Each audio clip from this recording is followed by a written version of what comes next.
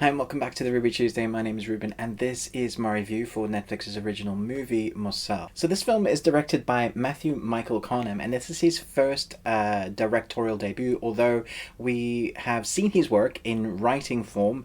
He's written Dark Waters, World War Z, The Kingdom, so he's no stranger to this type of format. And then we have the Russo brothers who are producers on this. I think they probably met up on 21 Bridges because he also wrote that film.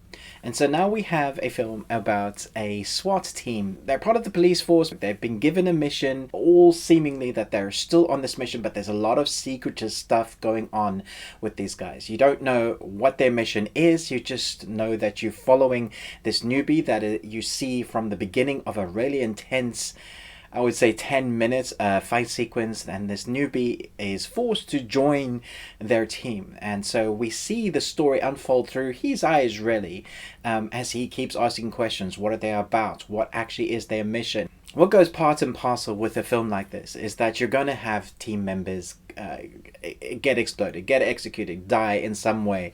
You know, that's not a spoiler. That's just what happens in films like this. The Kingdom, Black Hawk Down, you name it. You know, when you're in for a high intense octane film, you're gonna be missing members. But what some films don't do really well is that when certain members of the team start kind of being killed off, or somehow they're no longer part of that team, you don't really care because they haven't given enough time to backstory, because some films like this don't really have time to do backstories for individual characters, because that would really take you out of the intensity, and so I was worried that that was going to be the same thing.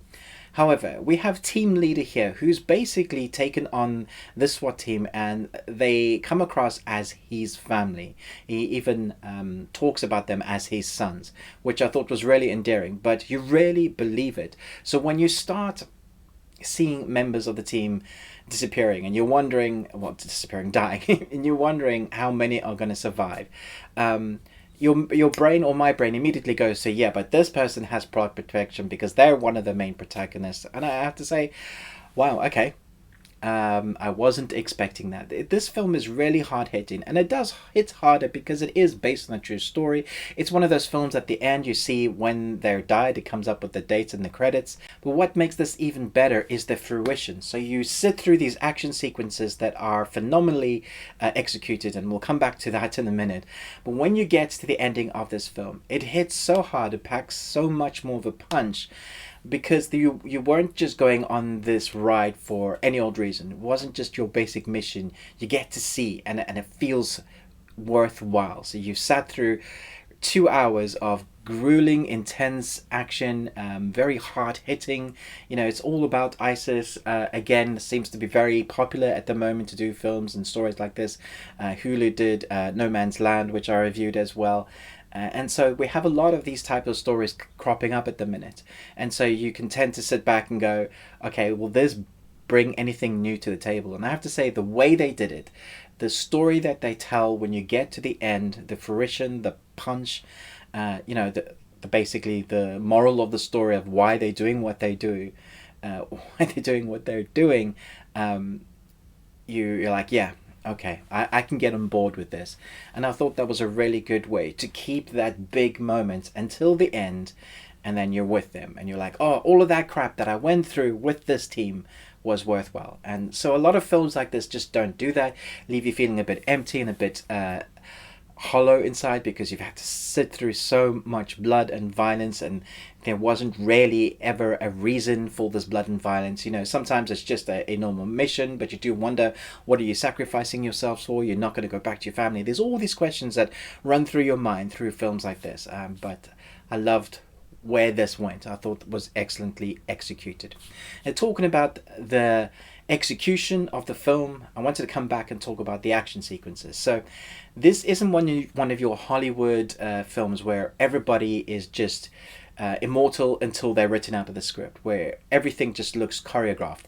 It's messy, but they look like they know what they're doing. So they're a SWAT team. They have been trained. You see when they walk into the room how they clear it. You believe in their expertise. But when shit hits the fan, there are certain circumstances that you can't account for, that life brings you. You know, someone will run in front of your gunfire, someone will throw a grenade, you know, at a certain angle, someone will bump you as you're throwing a grenade. You know, all of those things that you can't account for, and it's how this team adjusts to, or how the situation then changes or shifts. And I loved the way they showed the action in this. It's really intense, but it's really real. It feels like you are a fly, flying around, buzzing, you know, a fly on the wall, experiencing this with the team. So when you see someone get taken out, it actually really does hurt. The score is fantastic as well. It's one of those scores that kind of just puts you in the zone. It's very authentic, but it also isn't that this is overbearing. It's not a Christopher Nolan film where you have loud droning, or Hans Zimmer, you know, deep thrombic tones. It's just there to kind of put you in the zone and put you in the mood, and it's another like quiver in the cap of the expertise of this film. And that's what I feel like for a directorial debut. This is excellently crafted, and you can see the talent that has come into making this. And then we talk about our protagonist. Obviously, it's not English. I would suggest watching in dubbing. Really brings the acting experience for what they're portraying. Adam Bassa as Kawa, I thought was a really interesting character, because you see his character grow throughout the film. There are moments when you see his character literally, there's this moment of such intensity that his brain seems to not be able to handle what's going on, and there's this kind of blank state of emotional effect that his body has gone into protecting itself. And that was great acting, because you see it, you feel it. And I thought all of certain of the other teams, they brought that as well. The Colonel, you feel his anguish when he loses a member, you feel what they're going through. So you wouldn't really be invested in this film unless they brought that intensity, unless you felt for them when they missed a team member. And because this type of film, because it doesn't let up, it's not like a roller coaster ride where, you know, like, yay, this is high intense action, and then you go down and there's a whole bunch of monologuing. For the most part, this film is intense action sequences, not always shooting, but you know, it's always building up to it. They're running through close quarter combat zones, from wall to wall, inside buildings, RPGs, explosions, all of that.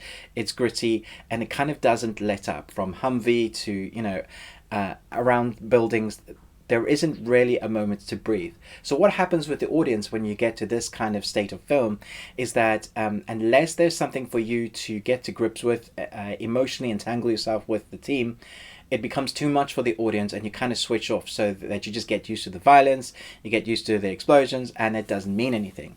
But the balance between what you get with this intense action consistently to bringing you back to making it, humanizing it because you like the characters, sometimes isn't done well in other war films or action films like this. But I think they found the balance here. I really enjoyed this. I thought it was excellent. Enjoyed in a, this is harrowing and depressing, and I want everybody to survive, but that's not the reality of this story. And that is cemented by when you get to the ending and you see the names come across the screen. I thought it was excellent. I really liked how they ended it as well, especially when the title comes up and you're like, yeah, that was the perfect place to end it. Kind of leaves you wondering what's going to happen next. Right, so I'm giving this an A. Chat to me in the comments below. Let me know what you thought about this. I thought it was really enjoyable, well executed. Cinematography looked great. The score was great. The acting for a couple of the protagonists had intensity. It was exactly what you want from this. All very good. Let me know in the comments below what you thought. But most of all, until next time, remember, live long on Tuesday.